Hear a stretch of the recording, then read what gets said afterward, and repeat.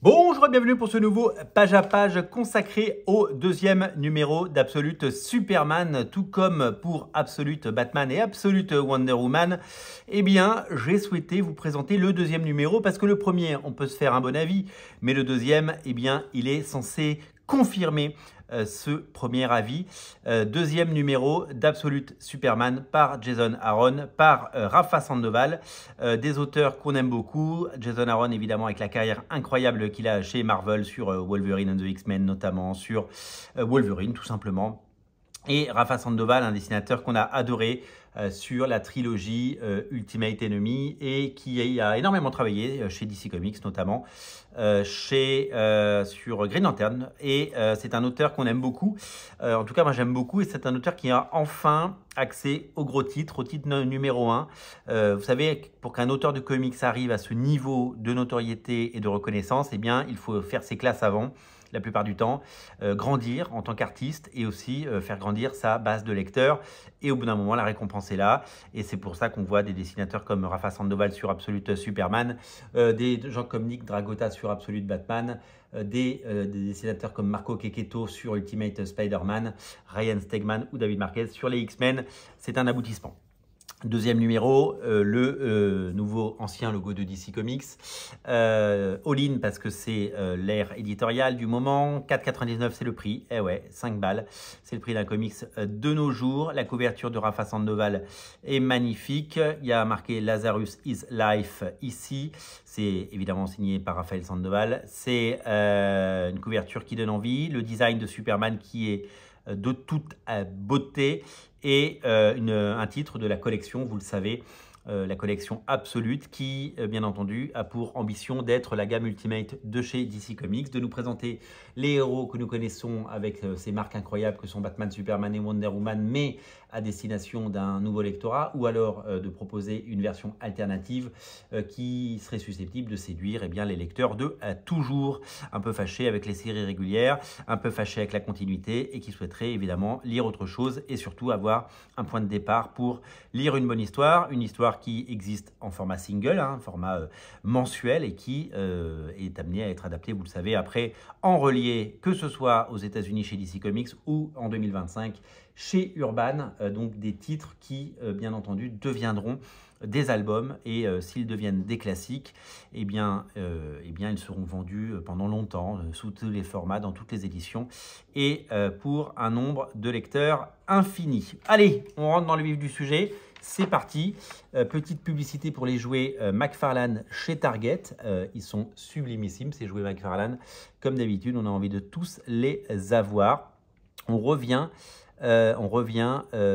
sur Krypton 6 ans auparavant avec un jeune Clark Kent, comme vous le voyez, un jeune Kal-El même, je dirais, puisqu'il ne s'appelait pas encore Clark Kent. Et donc, on est vraiment sur cette époque-là. Et là, on est au Brésil, retour à la réalité. Lois Lane, c'est Lois Lane qui travaille pour Lazarus et qui vise et demande à Superman de se rendre. Lui, d'un claquement de doigts, évidemment, reprend la situation en main, même si il est quand même mal en point et braqué, vous le voyez, par nombre de personnes. Lui, en s'interposant devant Lois, la protège. Ça va peut-être créer quelque chose, sait-on jamais. Donc, elle n'est pas journaliste dans cette continuité.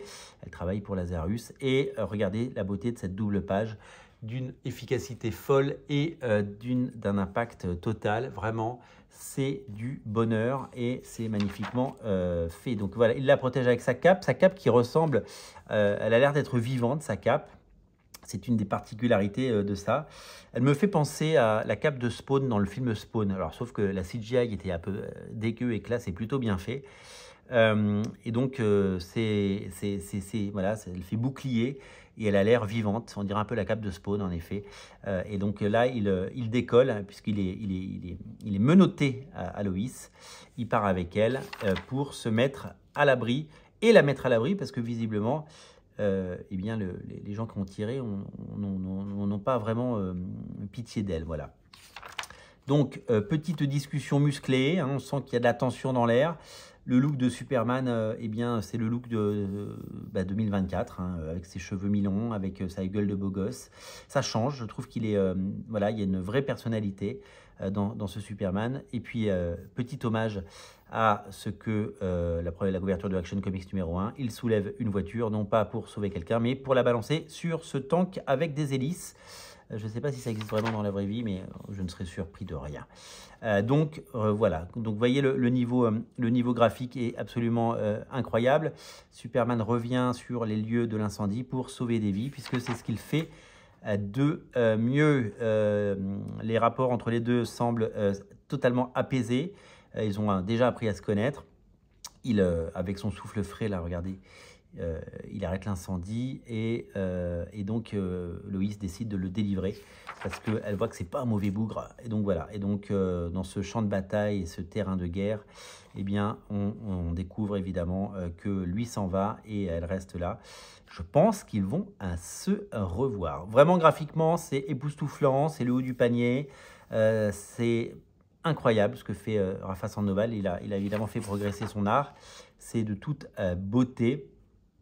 Et véritablement, on va pas à pas découvrir des enjeux plus grands et découvrir tout ça. Donc, on revient un petit peu sur Krypton, où eh bien, les parents de Kal-El eh bien, commencent à imaginer ce que serait un départ, parce qu'il va bien finir par quitter Krypton à un moment. Peter, c'est pas Peter, c'est Clark, qui avec sa capuche, c'est marrant parce qu'il y a un petit côté, Superman Terre 1 par moment, quitte le Brésil pour le Venezuela a priori, et donc elle va écrire certainement quelque chose sur Superman. Vous connaissez, c'est elle qui avait écrit dans la continuité dans le premier film Comment j'ai volé avec Superman et qui lui avait valu un Pulitzer. Donc nous verrons évidemment tout ça. Et donc sur les vestiges du Brésil, évidemment, les gens de Lazarus reviennent sur les faits et tirent sur la population.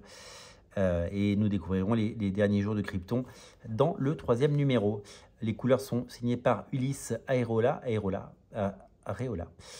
le lettrage par Becca Carré. Voilà. Donc c'est très très beau. Il y a des couvertures variantes de Mahmoud Asrar, de Matteo Magnani, de Raphaël Albuquerque et de Sanford Green. Et donc voilà. Et alors à la fin, on a, alors ça c'est pas du all-in, hein, je pense. On a des pages de Batman Dark Patterns de Dan Waters, qui est un scénariste qui monte, et dessiné par Aidan Sherman. Aidan Sherman, c'est pas le dessinateur qui fait Absolute Wonder Woman. C'est bien graphiquement, c'est intéressant. Donc voilà, donc ça c'est une nouvelle série qui apparaîtra en France en 2025 également. Petite publicité pour les séries à venir. Les New Gods, on va jeter un œil, ça a l'air très joli.